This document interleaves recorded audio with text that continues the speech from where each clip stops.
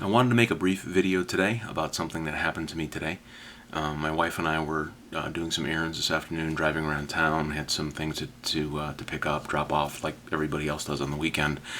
Anyway, my wife had cut out this clipping from the paper that the local bookstore was going to be having an event this afternoon that would run for a couple hours, where it was sponsored by the local Jewish Family and Children's Services, where there were some Holocaust survivors that were going to be giving an interview and telling some stories and giving a presentation. Apparently some of their life stories were going to be in a book that this bookstore had, and it was sponsored by the local Jewish Community Center and Family and Child Services.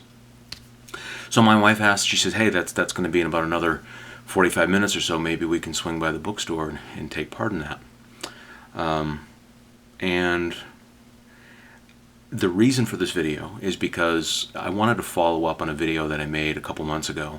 I had talked at length about religious trauma syndrome and how I could see, as I was doing some research about the topic, about how that had impacted my life.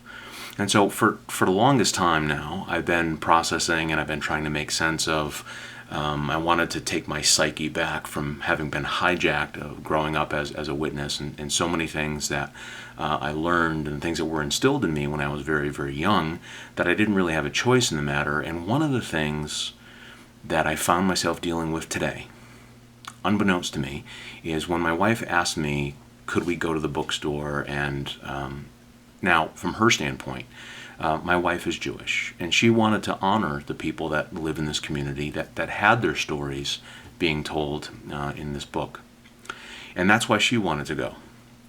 But she was getting a funny read off of me, and she asked me point blank, she says, what's going on? Tell me what you're feeling. And I said, I understand why you want to go, and if you want to go, let's do it. But here's what I'm dealing with.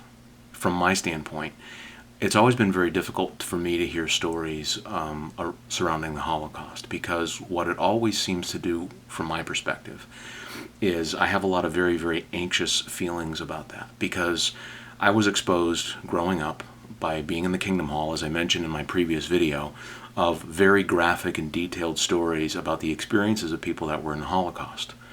And it wasn't just the fact that 6 million Jews were in the concentration camps. The way that the witnesses tell the story is not just that there were Jews, that there were gypsies, that there were people of this class or that class that the Nazis had targeted, but that Jehovah's Witnesses were also in the concentration camps. And the distinction that Jehovah's Witnesses and the Watchtower always seems to make is that, unlike those other parties, the Jehovah's Witnesses that were in the concentration camps were there, and they could have gotten out any day they wanted to. All they had to do was renounce their faith.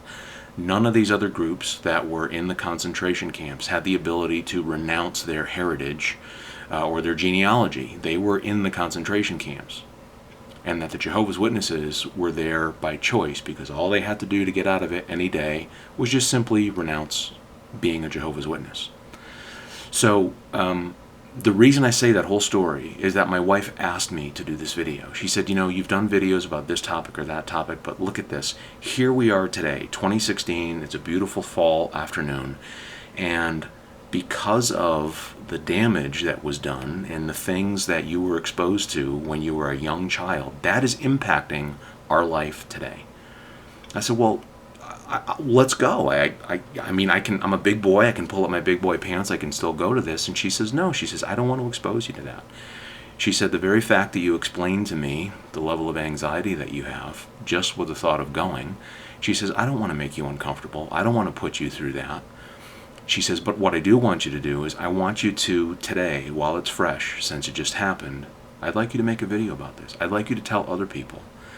I'd like other people to understand that when they have a young witness child that they're taking to meetings and they're exposing a young child to the fact that persecution has happened in the past to Jehovah's Witnesses, persecution in the very, very near future is going to happen to you in some great tribulation, that they are messing with a human being, a little delicate, defenseless human being's psyche. That psyche is being hijacked. And even though years later, there are a lot of things that I have come to terms with. This is something that I still wrestle with. So the reason for it, I just wanted to follow up that last video that I made recently and let you know that I still don't have it all figured out. It's still a process for me. I'm still working through dealing with some of these things, and it kind of hit me out of the blue. I didn't realize that I was going to have to deal with this topic today. So while it's fresh, I wanted to at least put the video camera on and share my experience there. So that's the spirit for which I'm putting this video out, and I really wanted to take an opportunity to thank anybody who commented on that video recently that I posted about born-in Jehovah's Witnesses and religious trauma syndrome. I didn't realize, quite frankly, that there would be so many people that topic hit a nerve with, but apparently it did. And so I really appreciate the fact that anybody commented on that, and I continue to learn a lot by watching by watching other people's videos, and by reading the comments, and by having conversations and email correspondence with people. I continue to learn, and hopefully it's making me a healthier person mentally and emotionally, and a better person. So for every moment that it takes to make one of these videos, I know that it's time that's taking away from my family, so I don't want to spend an undue amount of time doing this. But I did want to share this. So I hope your day's going well, your weekend's going well, and we'll talk next time around.